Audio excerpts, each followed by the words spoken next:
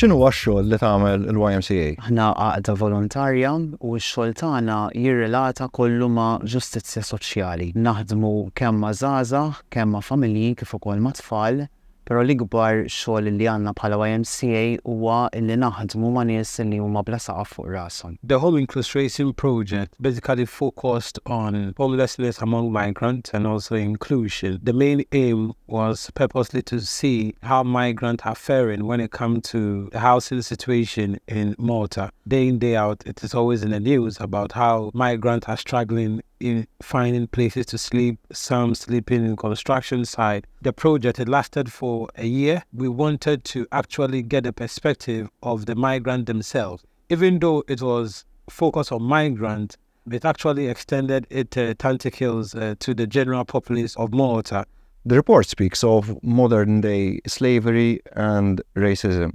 What are the situations faced by migrants who come to Malta looking for work? A bit challenging. There are a lot of migrants who are working under various precarious conditions, which shouldn't happen. I think modern-day slavery still exists because if you, for example, if the government says you are supposed to pay someone a minimum wage of, let's say, 4.75, and you are paying someone less than that, it is still slavery. Some are working under conditions without access to leave. They have no say. You come to work and you do it as you are told. You cannot even share your opinion. Some do not even get a chance even for sick leave because they are threatened. So the slavery still exists. Some of the migrants mention how their employers, they know that they have worked within a specific hours of time, and then the employer don't want to pay them that specific number of hours simply because they don't want to pay. If this is not slavery, I don't know what it is.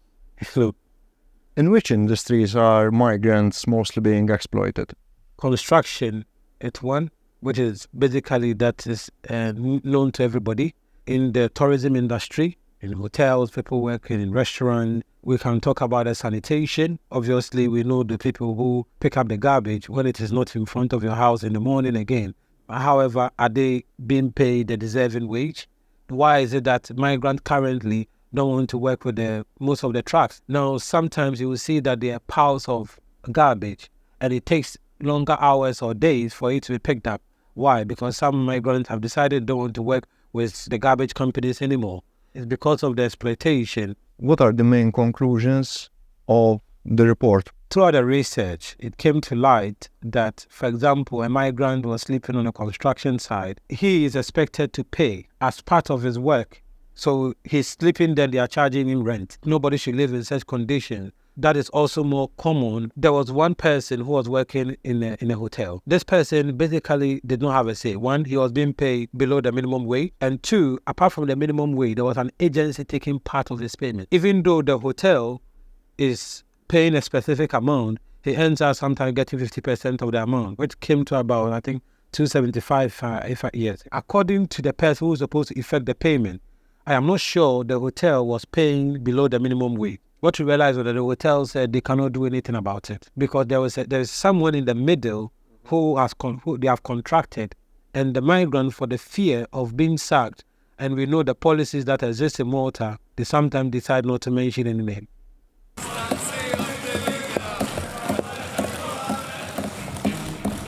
Imma mbagħad nerġgħu nibdew nagħtu id-dubju dwar il-kwistjoni tal-free movement. Għandna laqqas ammont ta' persuni rreġistraw fl-istorja. Minkejja iva l-barranin li hawn fostna. Illum hawn 191,000 u x-xogħol qed jfittex in-nies, Sur President. Teorija oħra hija falsa u dal-barranin li ġejjin biex jagħmlu xogħol ta' ċeċċi.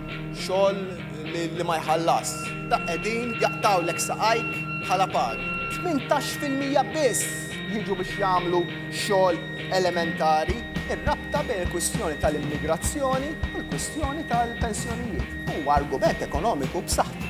Final Recommendation 17 proposes that the government considers introducing an immigration policy that seeks to attract immigrant labor with the skills required to meet the gaps in the human stock necessary for Malta's economic growth.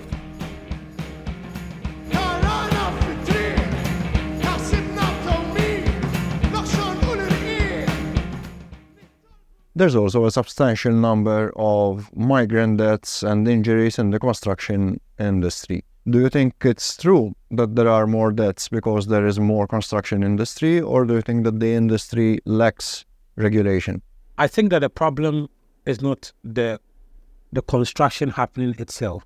It's not also regulation, because I believe that the government have frameworks and rules and regulations in place to actually ensure that they are standard in terms of the construction that is supposed to be done in Malta.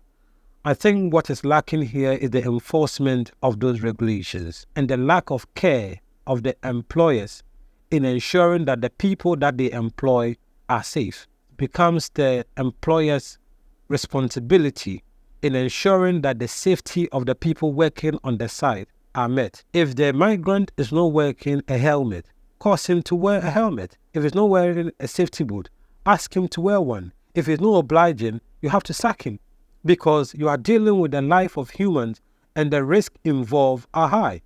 It is not just cleaning and you are slipping and falling. For every mistake, it could cause a death. The responsibility of employers in the construction sector failing to take such responsibilities and ensuring that the people that they work with are safe, I think is the core problem. What does a migrant working in construction earn in a month, more or less? It's quite difficult to measure. Most of the time, their work is irregular. When we need you, we call you. They may be working for some days, maybe 3 days in a row, and sometimes a week they don't have any job to do.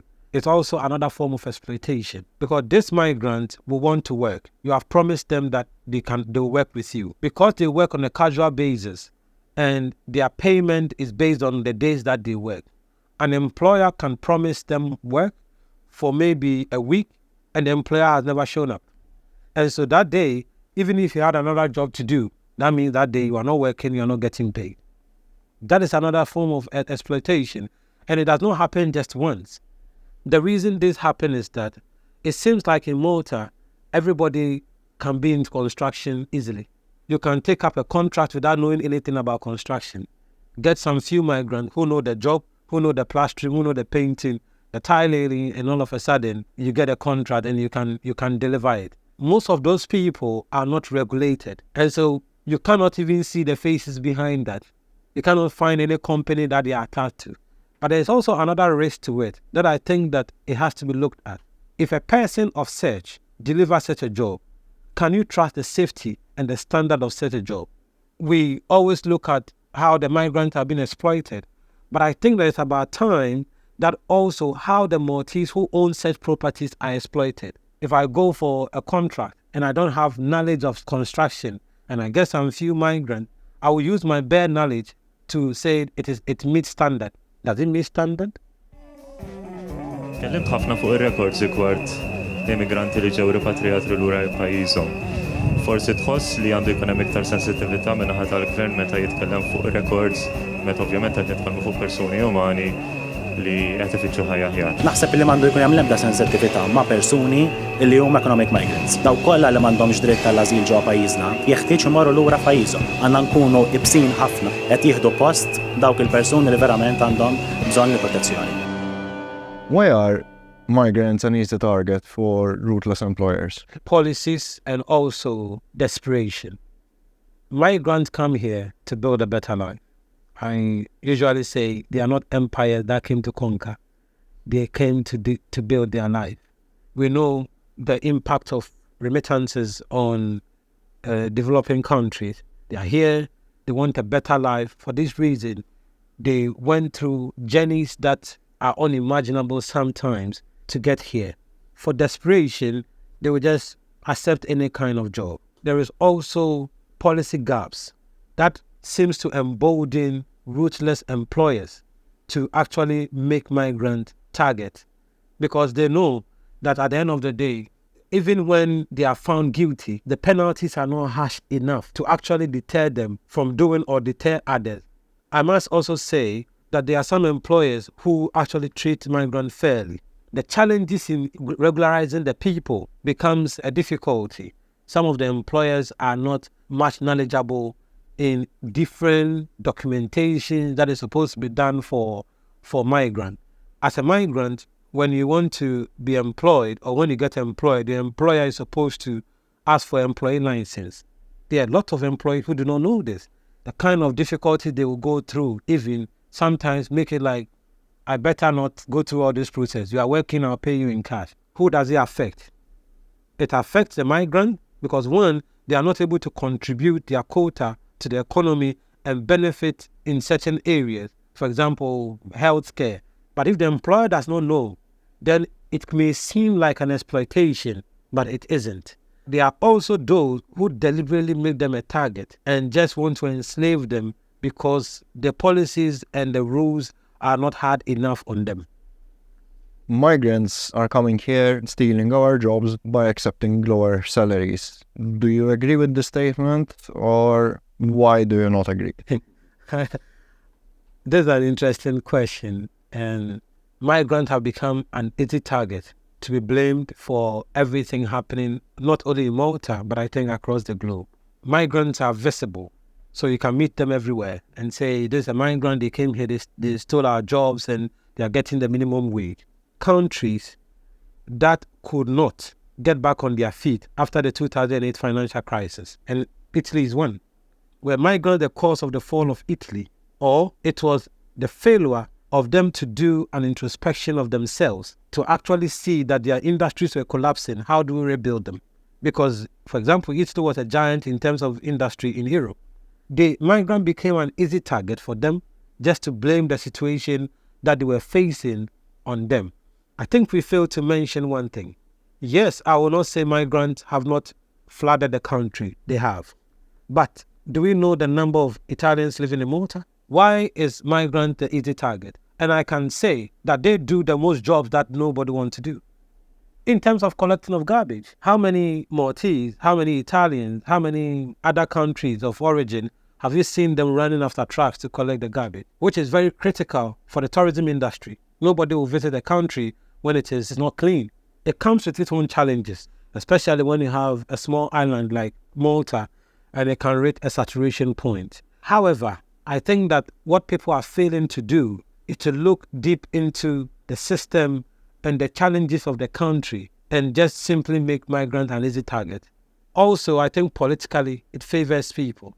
When things are not going well, you need to find something to blame. You need to tell the people that there is the reason why I'm not achieving this. The easiest targets now. And I think with time, we will identify whether indeed they were the problem or not.